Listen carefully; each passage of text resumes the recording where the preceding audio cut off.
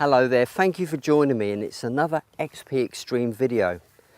In our last video we showed you how this machine could penetrate deep on a small hoard of coins where conventional detectors run out of steam. Well, in today's video we're going to get a little bit more technical. We're going to talk about the menus and features.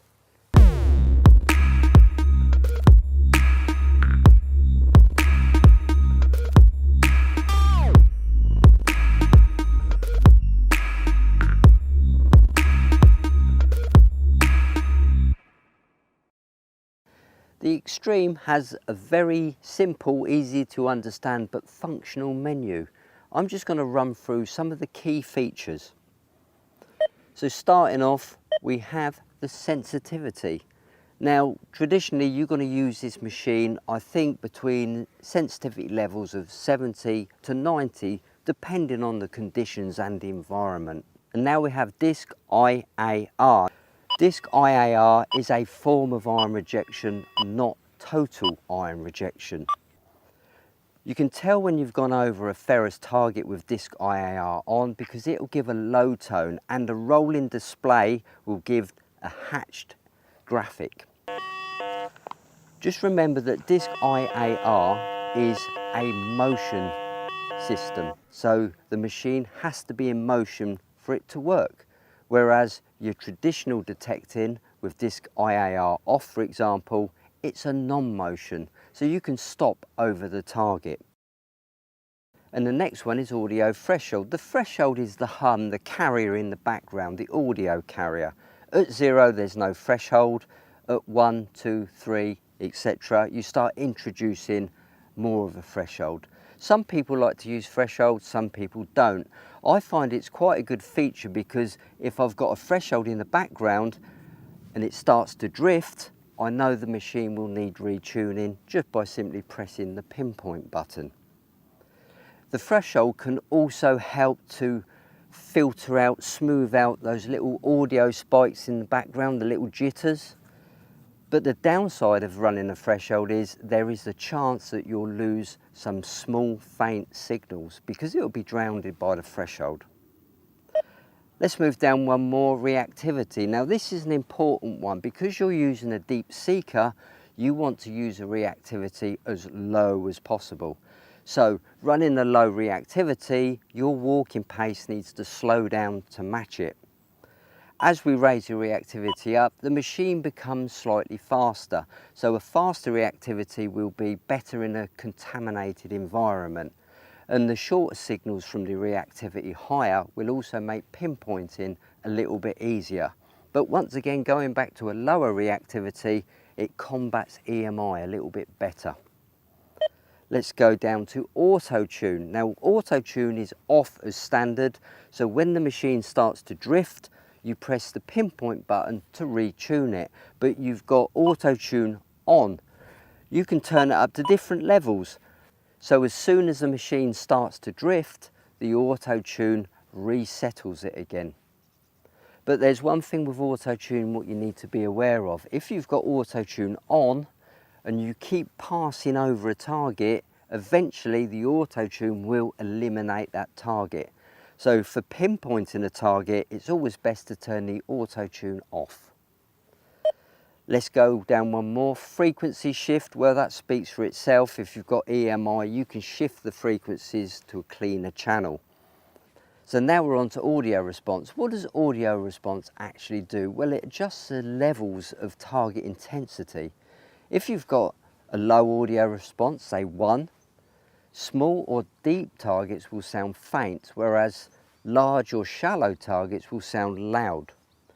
Now, as you start to raise the audio response up, these deep targets will start to sound loud, just like a shallow target, so you won't have any perception of depth.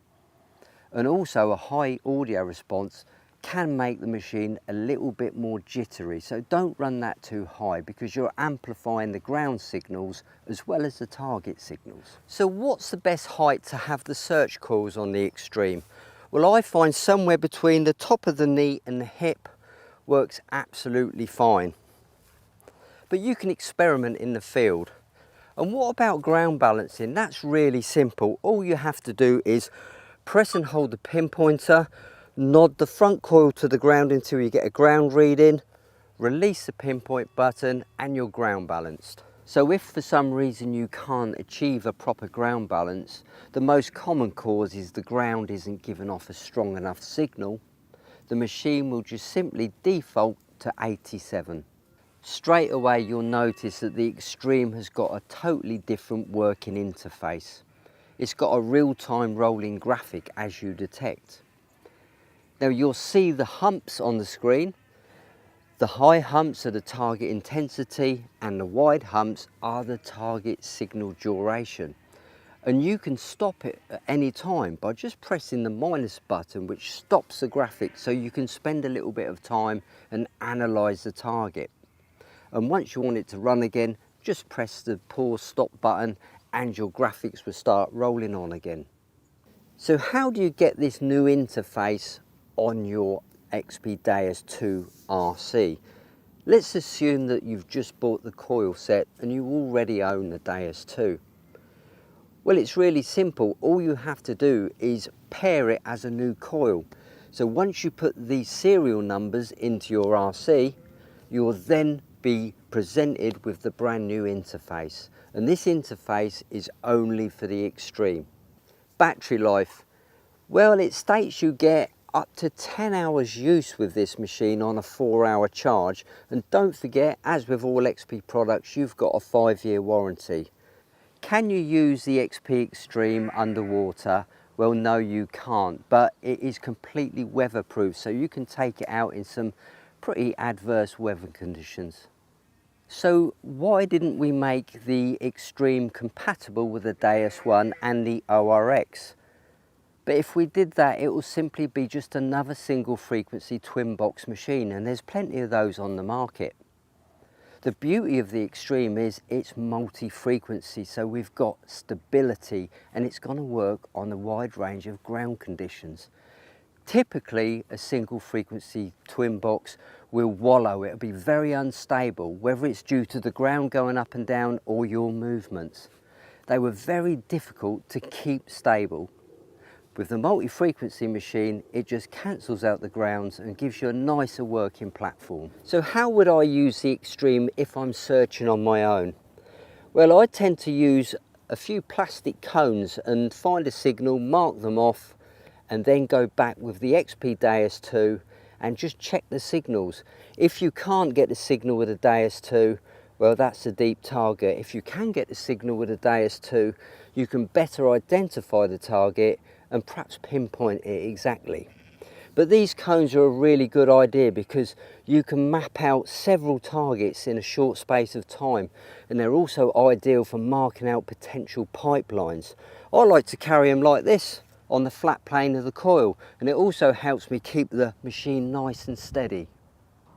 Well, that's just about it. I hope that's answered some XP Xtrem Hunter questions you may have had. If you do end up buying one of these machines and have some success with it, XP would love to hear from you, so get in contact with us. But until then, I wish you all the best, happy hunting, and bye for now.